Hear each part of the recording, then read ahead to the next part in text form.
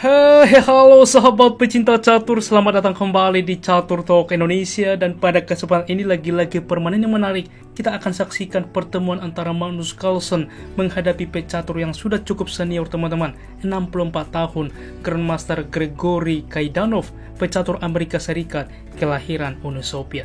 Dan tentunya walaupun sudah senior seperti ini, masih aktif ikut permainan, khususnya juga turnamen elit besar seperti Qatar Master ini. Bagaimana permainannya, langsung saja kita simak di Catur Talk Indonesia.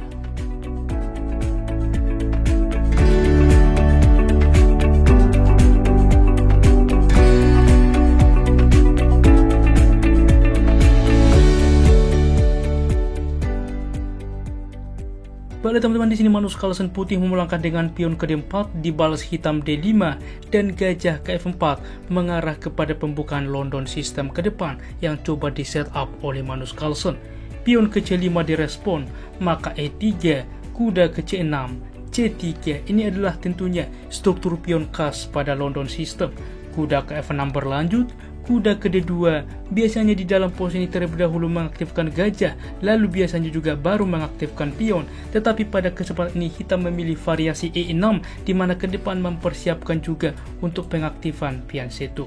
Kuda ke F3 berlanjut, maka pion memukul pion, pion E menerima, kuda ke H5 mengancam gajah, gajah mundur ke E3, gajah ke D6 mempersiapkan rokade, gajah ke D3, begitupun dengan Magnus Carlsen. Kuda ke F4 mengancam gajah, sehingga memutuskan menukarkan gajah memukul kuda, pertukaran, lalu masing-masing pemain melakukan rokade saya beraja. Berlanjut permainan saat ini, benteng ke E1, gajah ke D7, lalu kuda ke B3, bermanuver ke depan ke posisi yang cukup aktif. B6 mencegah hal tersebut terjadi, tetapi walaupun mencegah teman-teman dengan langkah B6, membuat juga petak terang ini menjadi lemah ke depan yang akan dimanfaatkan Magnus Carlsen, dimulai dengan Montri ke E2. Lalu G6 berlanjut, di mana ke depan selain mencegah ancaman dari gajah, juga untuk mendorong pion ke depan teman-teman, mengetek sentral.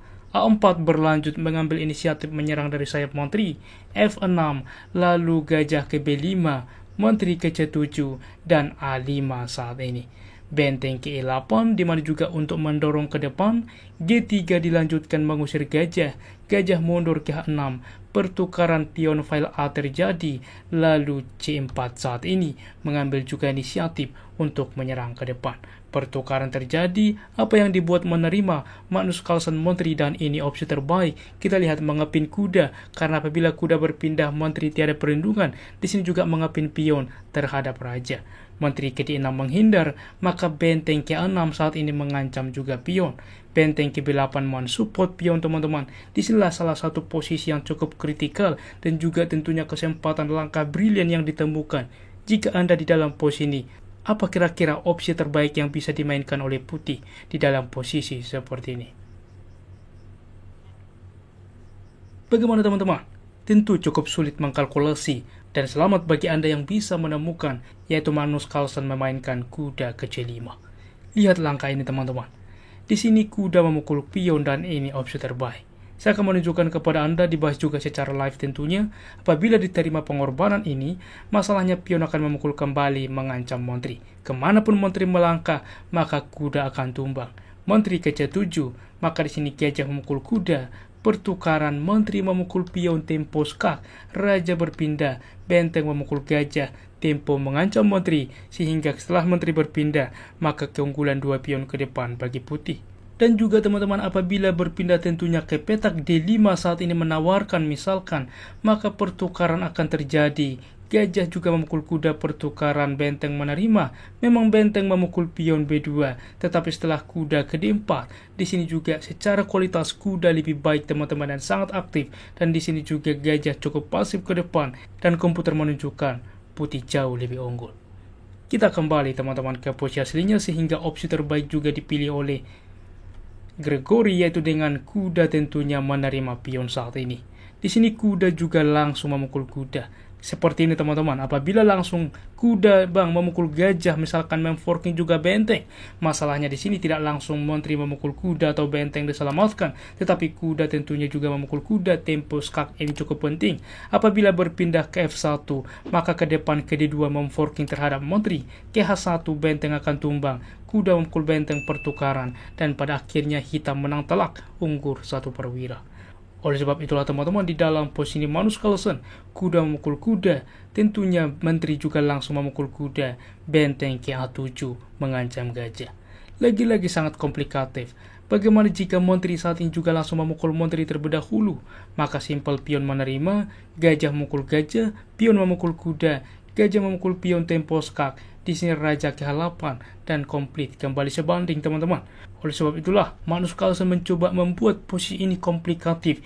Ya benteng ke A7, maka benteng ke D8 simpel mensupport gajah.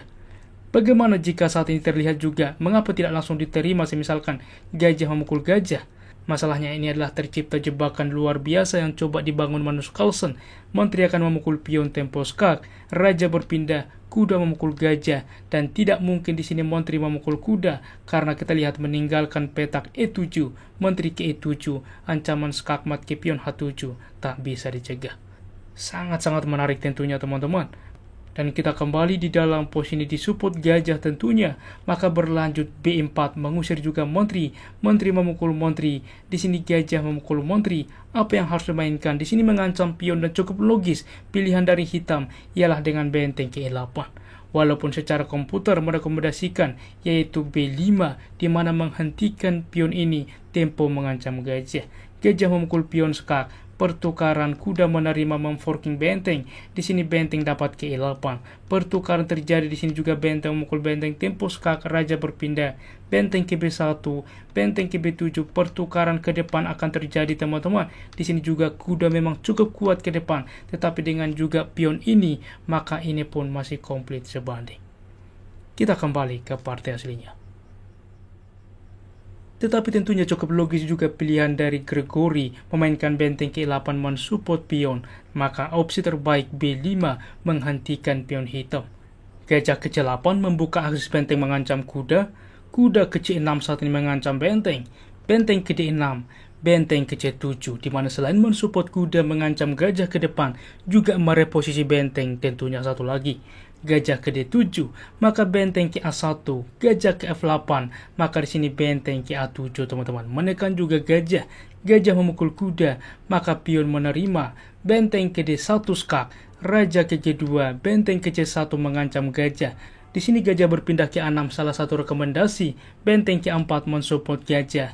B5 dicoba, maka diterima pion, benteng ke C5, gajah kembali ke C4.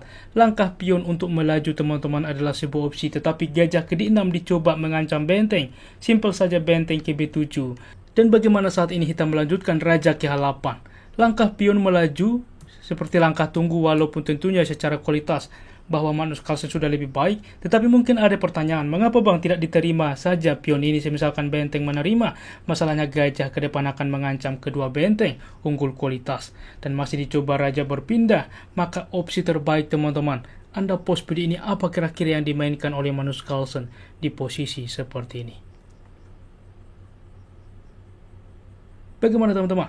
Selamat bagi Anda bisa menemukan langkah itu gajah memukul pion E6. Dan mengapa langkah ini merupakan langkah kejutan? Benteng ke E7 dimainkan. Karena apabila diterima teman-teman, masalahnya inilah kelemahan baris ke-8. Benteng akan ke A8 skak. Gajah menutup dimakan saja, benteng menutup dimakan saja. Dan ini adalah skakmat. Oke teman-teman, oleh sebab itulah di dalam posisi seperti ini, benteng ke E7, maka tentunya dicoba benteng memukul benteng. Gajah memukul benteng, maka dilakukan skak benteng ke A8, raja ke G7, benteng ke A7 mengapin juga gajah.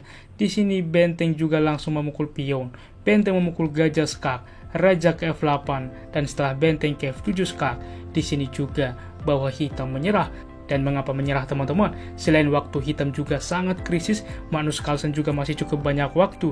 Di sini ke depan Magnus akan unggul 2 pion atau bahkan unggul 1 perwira. Apabila dilanjutkan ada 2 opsi, tentunya raja berpindah kita ambil. Tidak mungkin juga berpindah tentunya karena ke depan ada discover skak. Apabila berpindah ke G8, kita ambil tentunya ke E8, maka dimakan saja pion teman-teman. Raja tentunya juga mendekat, dilakukan skak, maka di sini juga unggul 2 pion teman-teman. Dan juga di dalam pos ini bisa juga pilihan lain yaitu gajah ditarik mundur. Apabila diancam benteng ke A7, maka tentu unggul 1 perwira. Sangat-sangat menarik bagaimana Magnus Carlsen memainkan London System teman-teman. Sangat teratur tentunya. Berikut adalah tingkat akurasinya. Ulasan permainan dari komputer menunjukkan bahwa tingkat akurasi dari Grandmaster Magnus Carlsen 95,2% dengan satu langkah brilian dan hitam Gregory 89,9%. Demikianlah ulasan catur hari ini. Jika kawan-kawan suka dengan konten seperti ini, dukung kami dengan cara like, subscribe, dan juga share yang membuat kami semakin bersemangat lagi di dalam mengupdate konten catur menarik lainnya. Apabila ada saran ke depan dan juga request, jangan ragu tuliskan di kolom komentar dan kami akan berusaha membuat requestan dari Anda. Salam catur talk Indonesia, sampai jumpa di berikutnya. Keep sharing and keep loving. Bye bye.